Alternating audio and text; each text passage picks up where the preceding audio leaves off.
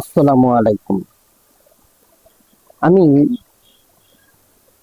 একটি YouTube channel চালাই, যেই চ্যানেলের মাধ্যমে আমার এই ভিডিওগুলো, আমার কন্টেন্টগুলো দর্শক শ্রোতা পর্যন্ত পৌঁছায় এবং অনেকেই অনেক ধরনের কমেন্ট করে থাকেন।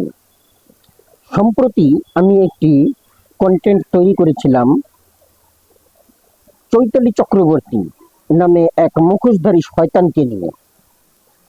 এই মহিলা আমাদের দেশে যে ধরনের বক্তব্য, উস্কানিমূলক বক্তব্য দিচ্ছে এবং নেমো খারামির মতন কাজ করতেছে, কারণ সে এই দেশেরটা খায়, এই দেশেরটা পরে এবং এই দেশের নামেই সে অপপ্রচার করতেছে। এই দেশে বসবাস করেই সে এই দেশে আলাদা একটা প্রদেশ তৈরি করতে চাচ্ছে। তো সেই ব্যাপারে আমি একটি কন্টেন্ট তৈরি করেছিলাম। সেখানে এক ভাই, জি, এক ভাই আমাকে একটি কমেন্ট করেছে। আসুন আপনাদের সাথে আমি সেই কমেন্টটি শেয়ার করি। এক ভাই, সে হচ্ছে তার সঞ্জয় ইয়ামাপ, সঞ্জয় ইয়ামাপ, মানে তার অ্যাড্রেসে দেখা যাচ্ছে আর কি, এটা হচ্ছে মেইল অ্যাড্রেস তার সঞ্জয় ইয়ামাপ, কিন্তু তার পরিচয়টা হচ্ছে সঞ্জয় আর্নব। তার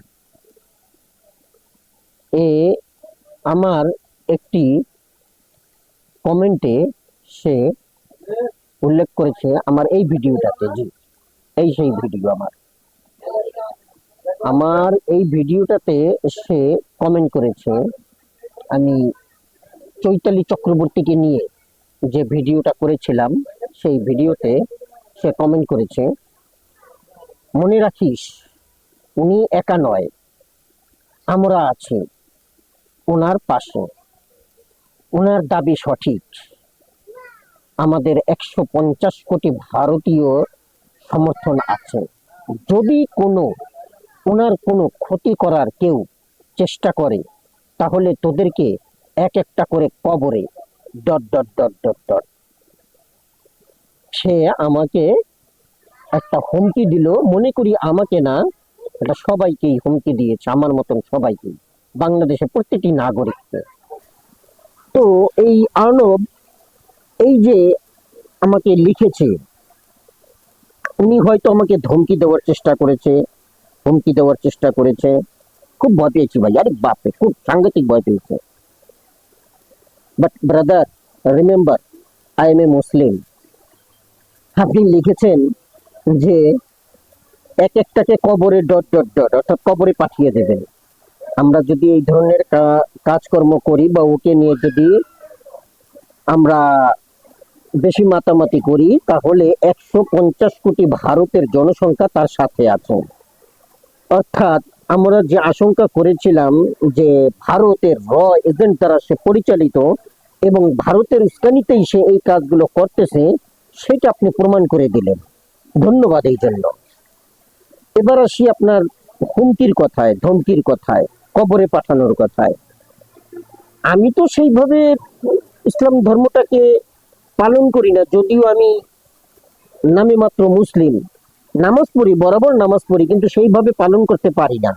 আমাদের ইসলাম ধর্ম যেভাবে পালন করা উচিত, আল্লাহকে যেভাবে স্মরণ করা উচিত, নবী করিম সাল্লাল্লাহু আলাইহি সাল্লামকে যেভাবে স্মরণ করা উচিত, আমি সেইভাবে করতে পারি না, তবুও চেষ্টা করি। তো আমার মতন একজন সাধারণ মানুষও আপনার এই হুমকি ধামকিতে আমার একটা পশমেরও কিচ্ছু হয়নি, দাঁড়ানো না, মানে একটা কথা শুনলে যে রেগে যায় মানুষ, একটা পরিবর্তন আসে, পশমগুলো দাঁড়িয়ে যায়, সেটাও না। ঝরে পড়া তো দূরের কথা, আপনার মতন লোককে আমরা গণাই ধরি না, হিসাবের খাতাই নাই আপনারা। এইসব হুমকি ধামকিতে কোনো কাজ হবে? আমার মতন লোককে এই সমস্ত হুমকি ধামকি দিয়ে, বা আমাদের মতন মুসলিম জাতিকে? কিন্তু একবার চিন্তা করে দেখুন ভাই, আপনাকে সৎভাবে বলছি, সুন্দরভাবে বলছি, একটু নিজের বিবেকটা দিয়ে চিন্তা করে দেখুন, এই মহিলা কি কাজ করতেছে, আদৌ এই মহিলার কাজগুলো সঠিক হচ্ছে কিনা। আপনি যে ভারতের কথা বললেন, সেই ভারতেই আপনারা মুসলিমদেরকে যেভাবে অত্যাচার করতেছেন, যেভাবে মুসলিম স্থাপনাগুলো, মসজিদ এবং মুসলিম উপাসনালয়গুলো ভেঙে দিচ্ছেন, বাড়িঘরগুলো, মুসলিমদের বাড়িঘর পর্যন্ত গুড়িয়ে দিচ্ছেন বুলডোজার দিয়ে, সেই তুলনায় বাংলাদেশের হিন্দুরা কিভাবে বসবাস করে, তারা কতটা সুখে শান্তিতে আছে, কতটা নির্বিপাকে দিন কাটাচ্ছে, একবার ভেবে দেখুন।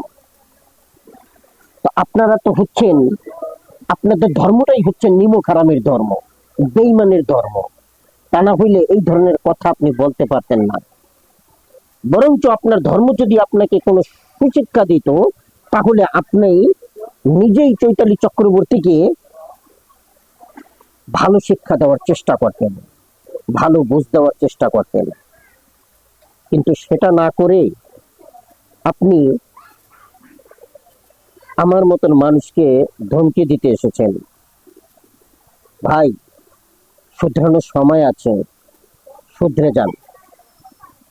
আপনার ঠিকানাটা আমি পেলাম না সঠিকভাবে, তবে আপনার ওই মেইলটা যেটা পেয়েছি, এই মেইলে আমি এই ভিডিওটা, এই কন্টেন্টটা আমি পাঠাবার চেষ্টা করব, এবং এই কন্টেন্টটি তৈরি করলাম আপনাকেই নিবেদন করি।